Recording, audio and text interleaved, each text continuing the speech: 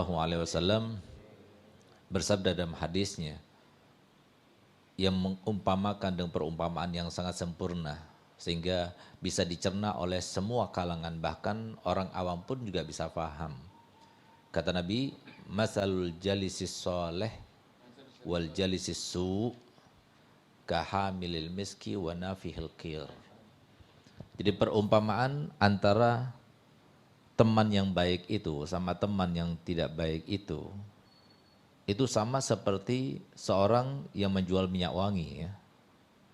Sama seorang pandai besi atau tukang las lah, kalau sekarang ini tukang las itu.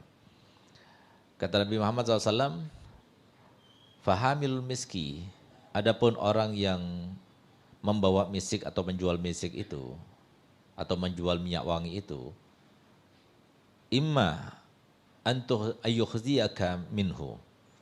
Mungkin saja ketika dia itu menjual, mungkin dia akan memberikan kepada kita sebagian daripada minyak dijualnya itu. Ya paling tidak coba lihat, dicium baunya bagus enggak gitu loh. Nah, paling enggak kita dapat karena kita dekat sama dia seperti itu.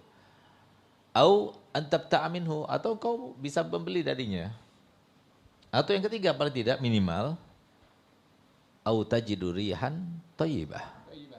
Kamu akan mendapatkan di tempat itu bau yang segar, bau yang elok, bau yang enak, harum.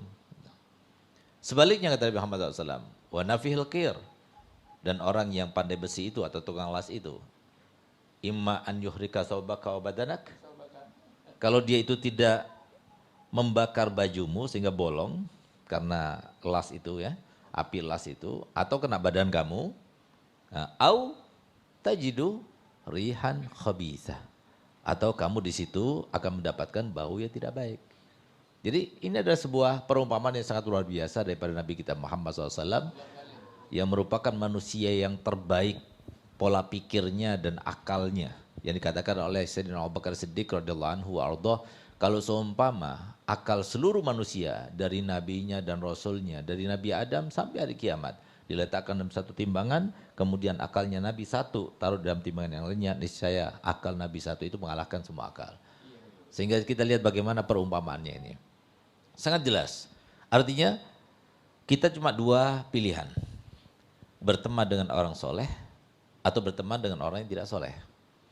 Karena mohon maaf, kalau kita bisa mau memetakan orang-orang yang di sekitar kita, yang kita berinteraksi dengan mereka, yang kita bersahabat, kita bertemanan, kita berkorelasi, dan lain sebagainya, itu tidak lebih daripada dua keadaan aja.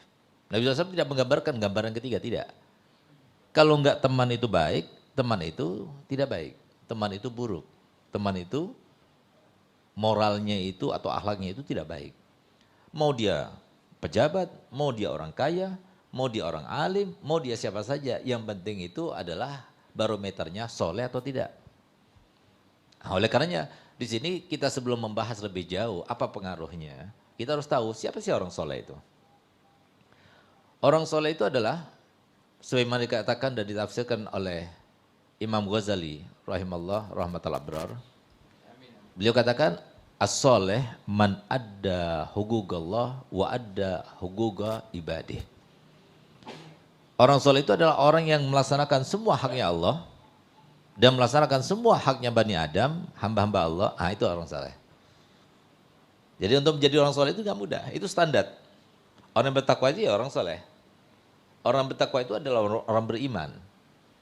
Tapi orang soleh itu adalah derajat yang paling maksimal sebelum jadi wali atau derajat minimal untuk menjadi wali.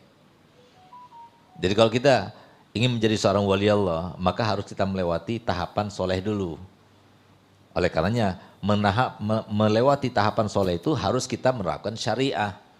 Karena apa? Semua haknya Allah dilaksanakan, semua haknya hamba Allah juga harus dilaksanakan. Kita melaksanakan haknya keluarga, tapi kita tidak melaksanakan haknya tetangga, bukan soleh. Atau kita melaksanakan haknya tetangga, haknya keluarga, tapi kita tidak melaksanakan haknya Allah, bukan soleh. Nah, jadi siapapun dia, karena apa? Allah tidak pernah memandang pekerjaan, job, asalkan itu dipandang di dalam agama itu tidak ada pelanggaran, maka itu adalah sebuah pekerjaan yang masing-masing dengan keadilannya Allah berikan anugerah. Jangan pernah kita itu memvonis orang lain. Dengan kita katakan semua polisi begini, semua TNI begini, semua pejabat begini, semua orang kaya begini. Tidak.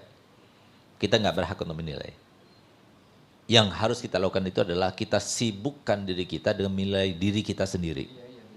Kalau kita menilai diri kita sendiri, ya, berapapun umur kita, tidak akan ada habis-habisnya.